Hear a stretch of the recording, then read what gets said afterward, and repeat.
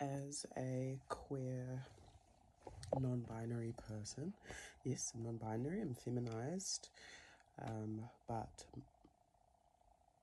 I do not resonate with my being a woman, being a man. And I know some people are going to be like, what the fuck are you talking about? But it is important for us to get used to those that live beyond and outside of the binary. A lot of people have been misgendering me lately, and I don't judge them for it. But it's interesting how if you don't continuously remind people that you're queer and that you're here, that they forget instantly because so used to the binary. And I'm nervous to speak this truth because I know that it's going to make some people uncomfortable, but I'm continuously getting used to the fact that I make people uncomfortable. And surrendering to that is okay as a visionary, as a prophet, as a seer, as a mystic, as a queer being. We're usually ahead of time, or the current time. I was talking to a friend about this recently-ish, and I was saying that, I don't remember exactly what I was saying, but I believe that it is time now for us to honor the matriarch, because the matriarch has been suppressed. The matriarch has been oppressed heavily, and to rise up within our so-called divine feminine energy not being aligned with a gender. Everyone has feminine energy, and this needs to be understood. We all have feminine and masculine energy, and we have all been assigned gender at birth based on our genitalia and our whatever chromosomes, which is fine. Like, it's all good to, well, is it? It's all good to know what our physical makeup is and how things work, but that doesn't mean we should be confined to a certain construct and way of living. Just because I have certain chromosomes doesn't mean that I need to conform to a certain way of living or what people perceive a woman to be. So being non-binary means, and it wasn't a choice that I made, it's just who I am. I don't fit into those structures. You could place me with the men and I can do what a man can do. You can place me with a woman, I can do what the woman can do, and I can also do other random shit as well.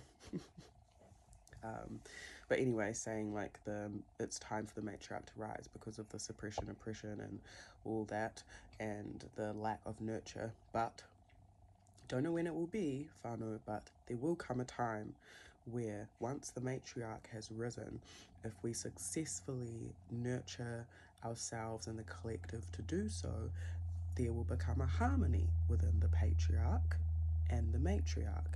And let's not forget, just because the matriarch is being called to rise does not mean there is no such thing as toxic matriarchy or toxic femininity, just like there is such thing as toxic masculinity. I think people forget that anything can be toxic.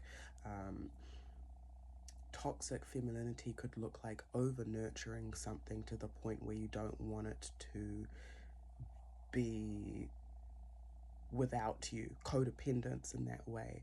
And maybe toxic masculinity could be hyper independence. Those are just some examples. And that can operate in any being. As a queer person and as a visionary, I can see and have been told for years now, I'm sure I'm not the only one, that there will come a time where once the matriarchy or the divine feminine as well has risen to be in harmony with the masculine and the patriarchal or whatever, it's not going to be the matriarchy above the patriarchy. I think it's going to be a harmony like this, and that's when also where our queer whānau, our trans non-binary whānau also come through to be uplifted and risen. So yes, you might be uplifting women at this current time, but do not forget the queers, do not forget the gays, don't forget our trans whānau, and particularly our trans non-binary whānau are very important at this time too, because I think sometimes women, and I don't know about men as much, but because I'm feminized, maybe it's easier for me to see it from this perspective, I don't know. But women can also be quite suppressive of that fluidity, or that harmony, or that duality within our internal energies and our expression. We have to be mindful that, yes, because the feminine has been suppressed so much, we can also in turn, through our grief, our wounds, our sorrow, our mamai, also act out of toxicity in a feminine way, you know. So let's be mindful, let's not suppress our queer, our trans, non-binary whānau. Let's remember, if people have said that they are queer or trans, non-binary, let's remember their pronouns, even if you think it's weird. You know, it's just basic human respect to honor who someone says that they know that they are, whether you understand it or not. And if you don't understand it, don't go and argue with someone about who you think they are. Go and do some research. Ask someone else. Ask a few people. Read a book. Look online. Take a week or a month or a year to sit with your own perceptions on gender and why you feel like someone needs to conform to a certain binary or way of living. Why is it intimidating for you if a feminized looking person is not acting as a woman or in the binary that you think that they should be acting in? Why? Questions. Ask yourself the questions. And I am nervous to speak more on this because I feel like people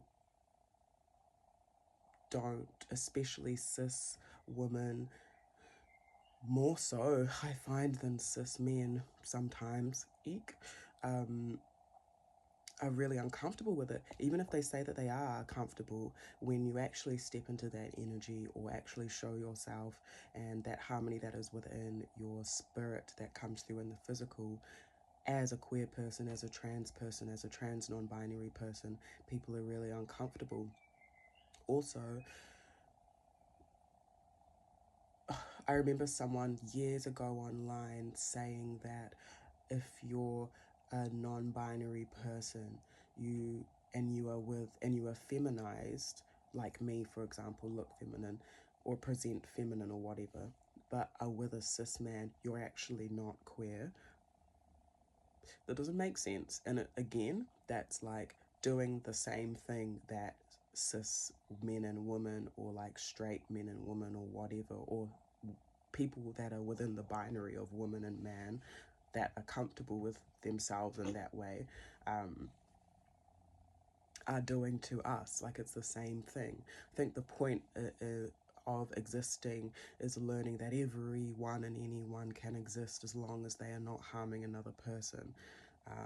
And I think that that's a big lesson for humanity to learn.